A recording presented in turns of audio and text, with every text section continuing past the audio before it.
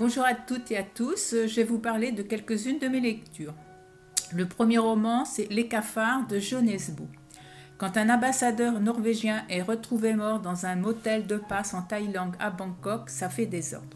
Les autorités font bien comprendre qu'il ne faut pas révéler ni le lieu ni les circonstances de la mort de cet ambassadeur.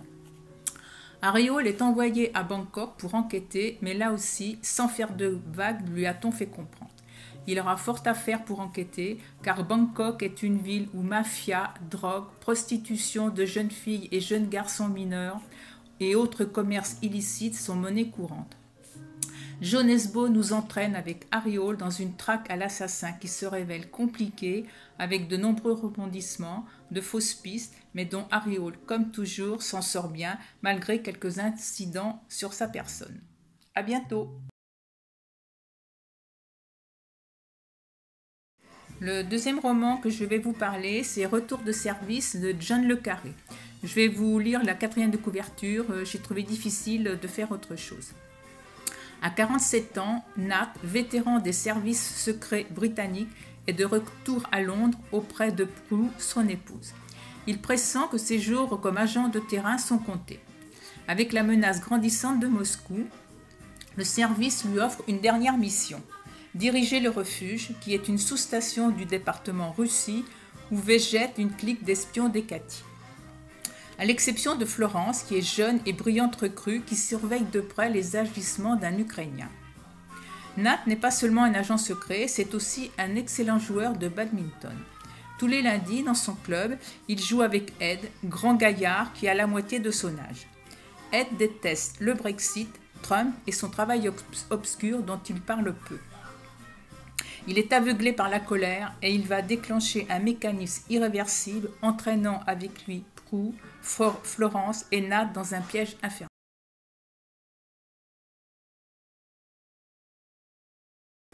Le troisième roman que je vais vous parler, c'est Un si joli crime de Christopher Bollen. Nick, jeune et très beau garçon, vit à New York avec Harry qui est expert en orfèvre.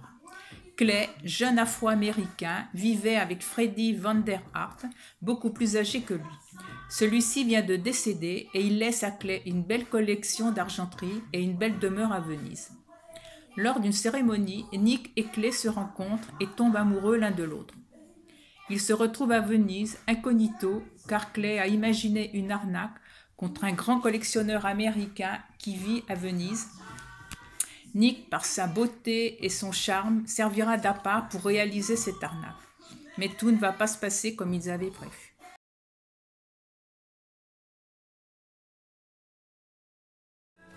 Pour finir, je vais vous parler d'une BD. Je n'ai pas l'habitude de lire les BD, mais celle-ci m'a bien plu. C'est Black Sad de Juan Diaz-Canales et Joando Guarnido. J'ai lu les 5 tomes.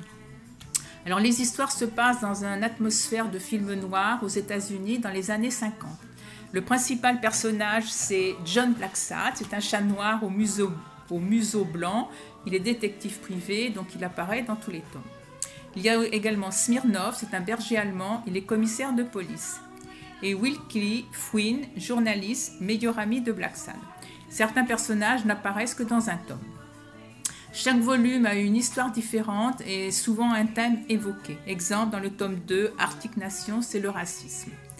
La personnification des animaux est très bien faite. Et bien que les couleurs soient plutôt sombres, j'ai trouvé les dessins lumineux avec beaucoup de détails. Alors, je vais vous présenter chaque tome. Le tome 1, Quelque part entre les ombres. Le tome 2, Arctic Nation. Le tome 3, Âme rouge. Le tome 4, L'enfer, le silence. Et le tome 5, Amarillo.